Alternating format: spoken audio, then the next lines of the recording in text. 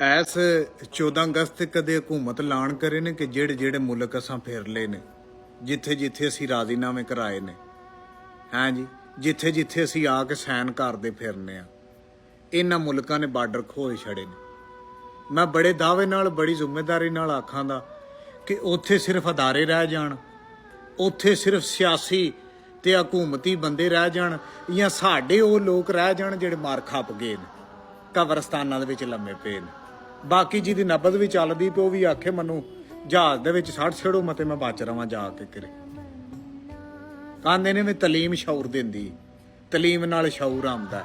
12 14 16 ਜਮਾਤਾਂ ਪੜ੍ਹਨ ਤੋਂ ਬਾਅਦ ਮਿਸਤਰੀ ਨੂੰ ਵੀ ਪਤਾ ਹੁੰਦਾ ਕਿ ਸੋਲ ਸਾਰੀ ਜ਼ਿੰਦਗੀ ਬਸਤਾ ਚੁੱਕਿਆ, ਇਹਦੇ ਕੋਲ ਦਾਬੜਾ ਨਹੀਂ ਚੁੱਕਣ ਹੁੰਦਾ, ਉਹ ਮਜ਼ਦੂਰੀ ਤੇ ਨਹੀਂ ਰੱਖਦੇ ਹਨ।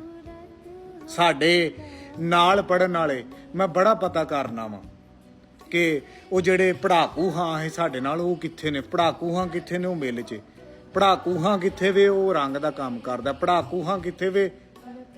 ਉਹ ਕਿਸੇ ਹੋਟਲ ਦੇ ਵਿੱਚ ਭਾਂਡੇ ਪਤ ਹੁੰਦਾ। ਤੇ ਜਿਹੜੇ ਪਿਛਲੀਆਂ ਲਾਈਨਾਂ 'ਚ ਬਹਿਣ ਵਾਲੇ ਜਿਨ੍ਹਾਂ ਉਸ ਵੇਲੇ ਫੈਸਲਾ ਕੀਤਾ ਕਿ ਐਸ ਵਤਨ, ਐਸ ਸੋਹਣੇ ਸਰਸਬਜ਼ੋ ਸ਼ਦਾਬ ਵਤਨ ਨੂੰ ਛੱਡ ਜਾਈਏ, ਇੱਥੇ ਦੀਆਂ ਰੌਣਕਾਂ ਛੱਡ ਕੇ ਤੇ ਕਿਤੇ ਰੋਜ਼ਗਾਰ ਨੂੰ ਜਾਈਏ, ਅੱਜ ਉਹਨਾਂ ਦੀਆਂ ਗਲਾਂ ਦੇ ਵਿੱਚ ਹਰੇ ਕਾਰਡ ਪੇ ਲਮਕਦੇ ਨੇ।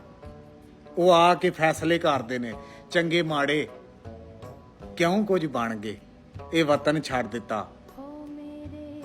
ਉਹ ਕਿਸ ਤਰ੍ਹਾਂ ਵਤਨ ਛੱਡਣ ਕਿਸ ਤਰ੍ਹਾਂ ਔਖਾ ਹੈ ਉਹ ਅਸਾਂ ਜਾਣਨੇ ਆ ਕਿ ਜਿੱਥੇ ਦੇ ਅਸੀਂ ਜਾਮ ਪਾਲਾਂ। ਬਹਰਹਾਲ ਕੀ ਕਰੀਏ, ਮਜਬੂਰ ਆ।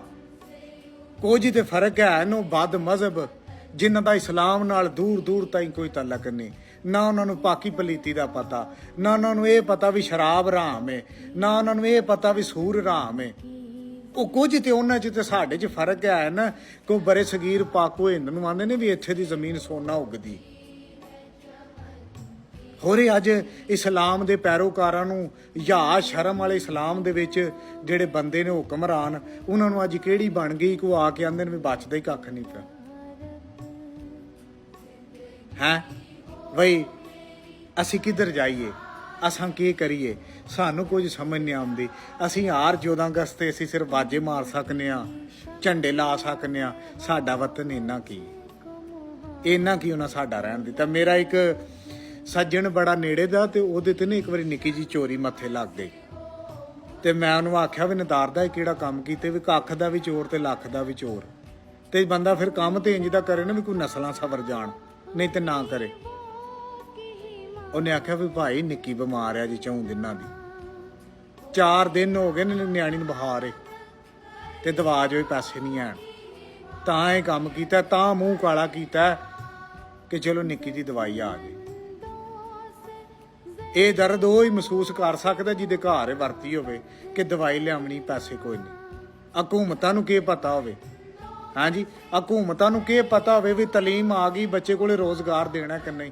ਇਹ ਪਿੱਛੇ ਨਤੀਜੇ ਬੋਲੇ ਨੇ ਨਾ, ਜਿਹੜਿਆਂ ਬੱਚਿਆਂ ਨੇ ਦਿਨ ਰਾਤ ਇੱਕ ਕਰਕੇ ਨੰਬਰ ਚੋਖੇ ਲਏ ਨੇ, ਵਜ਼ੀਰ ਆਜ਼ਮ ਸਾਹਿਬ ਖਲੋਤੇ ਨੇ, ਉਹਨਾਂ ਆਖਿਆ ਵੀ ਲੋਡਰ ਰਕਸ਼ੇ ਦਿਆਂਗੇ। ਉਹਨਾਂ ਨੂੰ ਪਤਾ ਹੈ ਜਿਹੜੇ ਪਹਿਲਾਂ ਪੜਾਕੂ ਹਾਂ ਇਹ ਉਹ ਵੀ ਤਾਂ ਰਕਸ਼ੇ ਹੀ ਬੰਨਦੇ ਨੇ। ਹਾਂਜੀ, ਇਹ ਸੋਚੀ ਸਮਝੀ ਇੱਕ ਜਿਹੜੀ ਹੈ ਨਾ, ਮਤਲਬ ਕਿ ਨਾਮਾਂ ਦੀ ਸਕੀਮ ਜਾਰੀ ਕੀਤੀ, ਜਿਹੜੇ ਬੱਚੇ ਫਸਟ ਆਏ ਨੇ ਉਹਨਾਂ ਨੂੰ ਰਕਸ਼ੇ ਦਿੱਤੇ ਜਾਣਗੇ ਪਾਕਿਸਤਾਨ ਦੇ ਆਜ਼ਾਦ ਹੋਣ ਦੀ ਖੁਸ਼ੀ 'ਚ। ਸ਼ਾਇਦ ਕਿ तेरे दिल में उतर जाए ये मेरी बात, और उतरनी नहीं चाहिए। क्यों? पाकिस्तान हमेशा जिंदाबाद, पाइंदाबाद। बस इन्हां राखियां तो रब सानू बचाए। रब राख।